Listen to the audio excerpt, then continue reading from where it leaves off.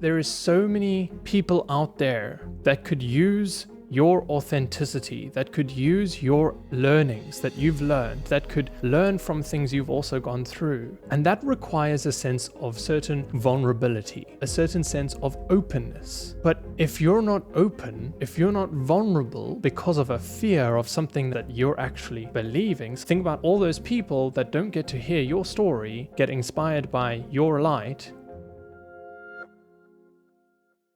Hey, welcome. If you're new, I'm Ken. I help spiritual coaches, facilitators, and soul-led leaders expand their capacity for impact and fully hold the mission they know they came for. This video comes from one of our monthly Q&A events. Today's question is... So I have long-term clients that know that I have these abilities, but it's just fear of what people think about me. Do they think it's crazy? There's this guy in France who is a medical intuitive, and so he asked me to be on his website as a practitioner. And I had a session with a woman, and it didn't feel like it was that good of a session. And so I kind of was like, oh my gosh, I felt kind of like an imposter. Things like that, like when it doesn't go, or you're not sure that they're happy with what they received. That's a powerful thing, the fear that we sometimes have in these types of situations, especially when it comes to the fear of what people think, because that's like a big theme here, right? There's a lot that causes this in a sense, right? There's a lot that we could unpack. Some of it comes from, for example, our early childhood. Some of it comes from many different places, like perhaps even just situations we've experienced. For example, being more open and expressive and spiritual, and then being kind of shunned for being that authentic self in this, let's say, lower vibrational density world, etc. A lot of it also comes from our soul blueprint. When I say soul blueprint, we're not talking about the source code. We're talking more about, let's say, the fragmentation of the soul. So the soul expresses itself into many different realities, and this is one of them. And so, of course, along with that is a certain set of conditioning, a certain set of themes that you came to explore. And often these themes can also trigger these situations in your life to really bring about some of the feelings and some of the things you already have within. So you experience it as perhaps someone challenging you in a certain way, or feeling a bit nervous or crappy about something that happened, but really often what it is, it's a trigger from something that is already there. So it's not even as much just conditioning. The conditioning only occurs because it's reflecting what is already there. So a lot of our journey is transmuting these things, healing, the same old, the mindset stuff, the shifting. So if we were to at least just say, okay, let's take all of this out and put it in a vacuum, as if it doesn't exist for a moment, then there's still also going to be aspects of us that might have that trepidation to also be fully seen. And really what it comes from is this fear to be really seen.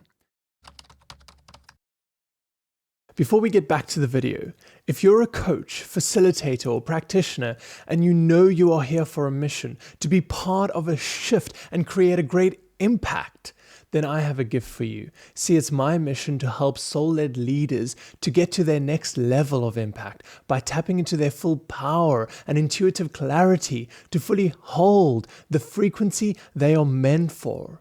Most tools and methods out there can only get you so far in this journey, and it's my job to share channeled systems and tools for your next level. So take the 30-second quiz to receive a premium activation meditation tailored to your specific mission goals. This is the same caliber of tool that my private clients use, and it activates that power within you in just 15 minutes a day. So enjoy. The link is down below. Let's say you're walking in the street, and as you're walking, a random stranger comes up to you and says, "Oh my God, look at your disgusting green hair. Like, what are you doing with your hair? Gee whiz. And look at that brown bracelet that you're wearing." And you're going to be like, "What? My hair's not green. I'm not wearing a bracelet." And so it's not really going to affect you. And the same situation can happen where they speak about your actual hair color. They speak about something you actually are wearing. And then you're going to think, oh, that's a bit hurtful. That's a bit mean, or that's uncalled for in a way. But again, it's the same thing that has occurred. But the power that was given to it is basically your perspective. So it seems a little silly and it seems a little nuanced in a way, but it's such a powerful example and realization to have, and the fact that it only has power because you give it power. It has power because you believe it to be true. You don't believe you have green hair or a brown bracelet, and so therefore it does not affect your condition. But you do believe yourself to have whatever hair color you do have and whatever bracelet you are wearing, and therefore there is an allowance of that to affect you. And so you cannot be affected by something you do not have within you, something you do not believe. The fear that you have is only something you hold. Whatever someone might think or not think is kind of irrelevant. It doesn't matter. And most of the time, it's not what we think they're thinking, because we're literally hearing so loud our own thoughts because we're in the headspace. We're not even actually intuitively sensing it in many cases. We're just thinking it. And so this is such an important aspect to understand, because there is so many people out there that could use your authenticity, that could use your learnings that you've learned, that could learn from things you've also gone through. And that requires a sense of certain vulnerability, a certain sense of openness. But if you're not open, if you're not vulnerable because of a fear of something that it is that you're actually believing, something that you're attaching to, think about all those people that don't get to hear your story, get inspired by your light, your messages, or your information, because there was just a fear to do so, of how it might be received. And when you do have the fear to do so, it's going to be received in that way. So it's the same thing when you stand on a stage and you're like, hey guys, I'm really nervous to be here, but I have something so important that I know will help you. Let me tell you. And sometimes this is what we're doing internally. So it's a very dramatic example, but we do this internally. And of course, it's going to reflect the fear that is within us. Hey, real quick, it's my mission to create a butterfly effect by teaching leaders like you how to embody their greatest impact. I've already impacted over 4,000 soul-led people with my authentic business and intuition programs and coaching events. And the aim of this video is to reach even more spiritual teachers so we can start to make an even greater difference. So if that's you, click on the subscribe button. And if you know someone who would actually benefit from these insights, go ahead and share this video with them. Thank you for helping me with my mission and for helping them with theirs. So we receive an environmental compatibility of a situation where, yeah, it's not going to resonate with people, because what's going to resonate with those people is you being your authentic self, because that's inspiring. Everyone wants permission to be their authentic self. And I'll never forget, this is an example that I've shared many times before, but it was just something that stood with me so strongly. Basically, it was a good few months after I had transmuted a lot of things that were in my blueprint. I had been doing a lot of, let's say, certain vibrational work with my guides and things like that, and really uncovering a lot. And I came into this place where I was really comfortable being myself. So much so that I knew certain people wouldn't be ready for that. It would probably even trigger certain people, but I understood that it's not my job to manage anyone else. I understood that it's okay if something that's really high vibrational comes into your experience, right? It's going to trigger something within you. And therefore, you might have some kind of reaction, in other words, an awakening experience, or even just frustration or distaste. But it's because it's reflecting something that is within you. And so I understood that people that might react negatively to the things that I have to say, or people that might take offense, or that might, get frustrated even, it's just because it is awakening something within them, because they are coming to grips with something that they're resolving in their life. And it very much takes you out of the stage in a way, because it's not about you. It's just about you expressing your authentic self. And the funny thing is, when you do that, what is reflected back is so phenomenal. And this is where I'll share that example.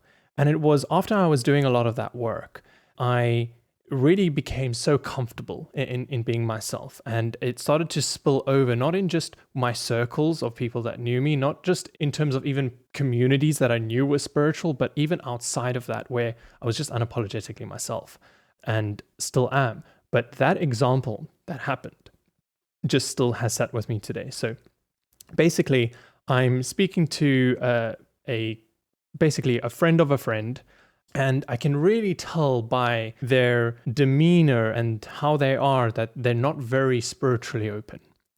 And at the same time, they ask me, so what do you do? So I can give them the watered down version of, oh, I'm a coach or something like that, right? But long are the days where I do that anymore, where I dim who I am, where I hide behind what I do. If someone asks, if there's some curiosity, then hey, I'm going to share. And so I tell them exactly what it is that I do. I say, hey, I'm an Akashic channeler. I help people transmute their blueprint, their soul stuff, and I support a lot of spiritual entrepreneurs in what it is that they're doing, etc., etc. And I notice him watching me as I continue to explain. And I notice this shift in his energy. And he looks at me after I finish and he says, man, like, I don't understand any of that stuff. And I've never been really spiritual. I don't really believe in anything. I do IT, but wow, I wish I had such passion. I wish I could also just be myself like that. And so it sat with me because I said, whoa, it gave me such goosebumps from head to toe. And I realized in that moment that I was giving him permission to be his authentic self, to be free from any chains that he is holding on himself for anything that he wishes to explore in this life. And it's such a powerful story that still sits with me because it makes me realize that, okay, well, there is so much more to it, being your authentic self, than just you. It is literally being a beacon of inspiration. And so that is so magnetic, that is so authentic, it is so real, that it sends waves of change, it sends waves of upliftment to others around us. But it's got to come from a place of unconditionality. It's got to come from a place where you are okay being seen because you know who you are. So of course, we got to dive into, okay, the fear of things. And really, it's a fear of being okay with you, of being understood.